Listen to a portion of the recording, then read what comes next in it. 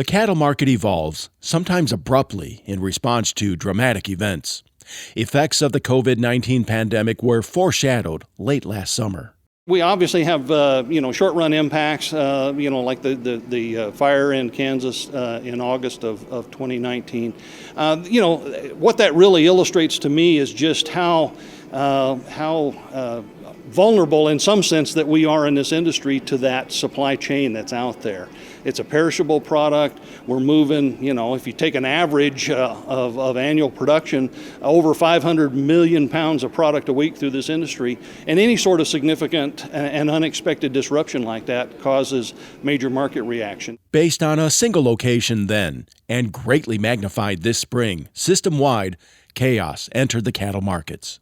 It generated a lot of discussion, obviously, about what happened both on the wholesale meat side, what happened to cutout values and implications for packer margins, at least for a brief period of time, as well as on the supply side in terms of fed cattle. So it did a lot of things that people talked about. It also illustrated very well how markets work, and markets will fix a very severe shock like that, but sometimes the way it gets done is in a way that we're not really very happy with. While Congress looks into legislation to address the unhappiness, Peel says there are still bright spots in the market, from exports to quality improvement and new products. People that had never used Prime now found that it was available.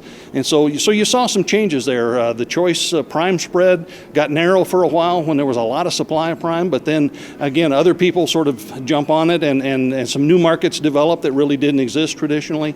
And so again, those are all the kinds of dynamics that really play into this broader discussion of what's going on with demand in terms of quality as well as across different products.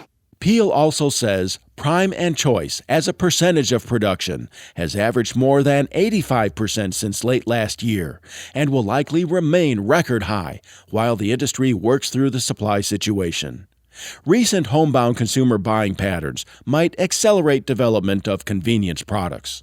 Home meal kits, the Grubhub, DoorDash, kind of concept imply a lot of additional fabrication. Let's say a particular steak product that they use in-house, but they found that when they do home delivery, you've got a time lag. So in some cases, they've actually had to switch to a different cut of meat that had a slightly different moisture content. There's a lot of dynamics. There's a lot of interest in trying it.